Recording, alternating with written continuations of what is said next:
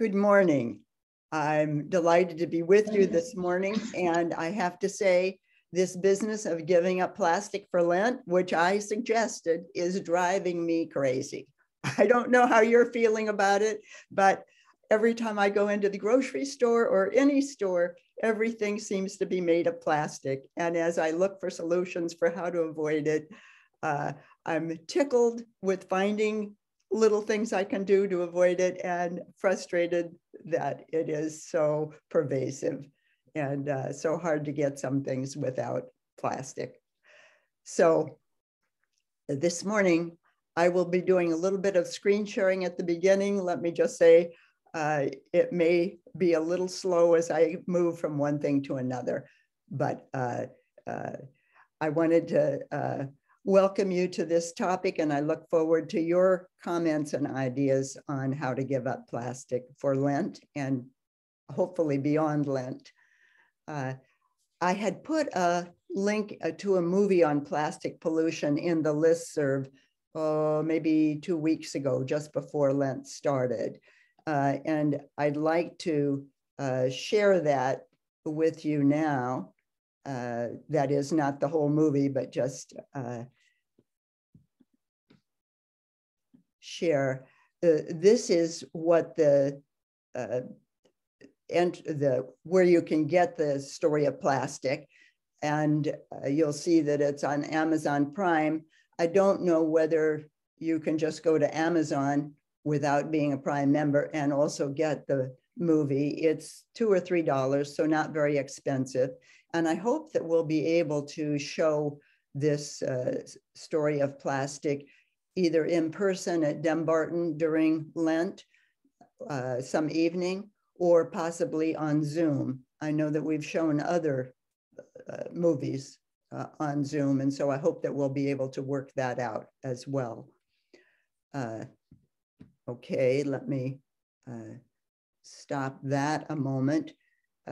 I also wanted to mention an article that Elaine Friebel had told me about, and I put it on Zoom last Friday.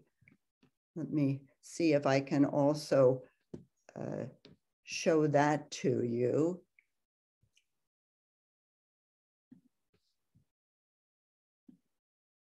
This is what the intro to the article looks like. It's focused on a treaty for the nations to give up or to at least limit plastics.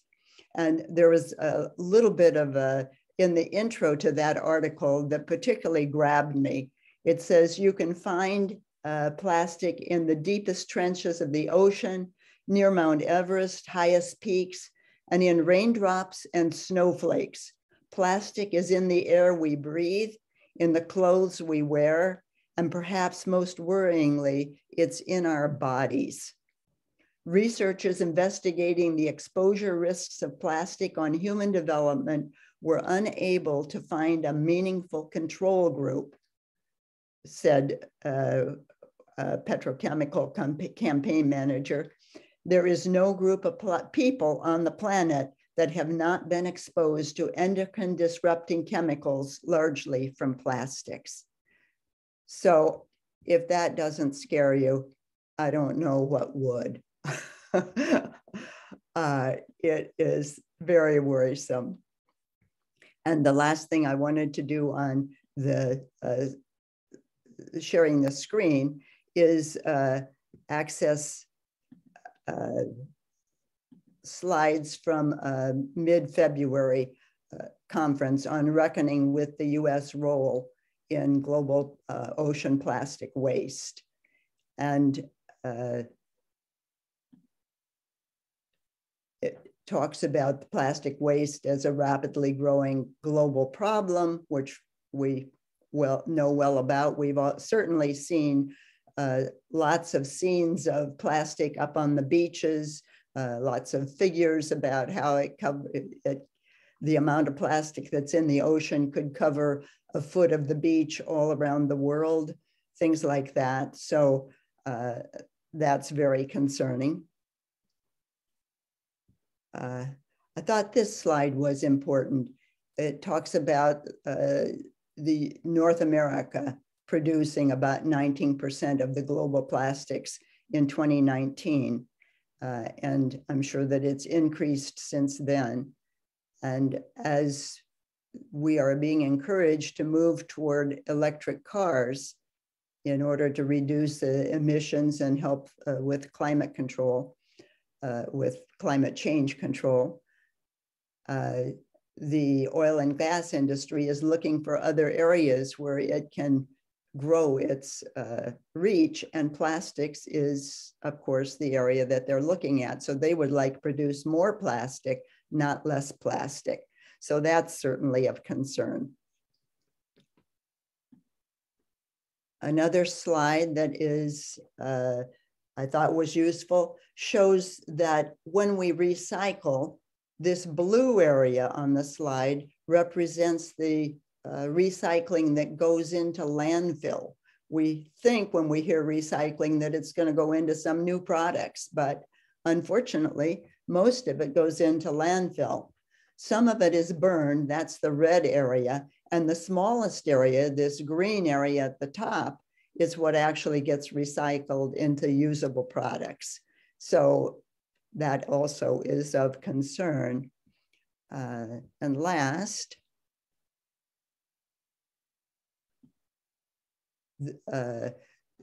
this organization that was meeting is looking at life cycle approach to controlling plastics, starting with the production, that we need limits on production, that there are also things that can be done in terms of the materials used and the product design of various plastics. Some are much more recyclable than others.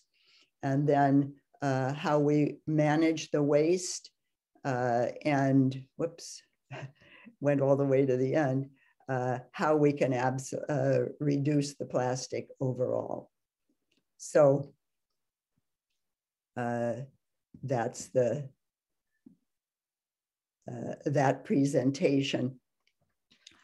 I also wanted to mention, Neil Christie told me that the Baltimore-Washington Conference is on it and has been actually to some extent focused on water and plastics since 2016, when a resolution was adopted that said the people called the United Methodists shall affirm, educate, and advocate for clean, accessible, affordable water as a basic human right, and shall develop practices that reduce the use of individual bottled water. So I think that's important for us to know, that we have some good resources through the Baltimore-Washington Conference. Also a program called Earth Keepers that we may look into more post-Easter, when Reverend Rachel is going to do a series on the environment.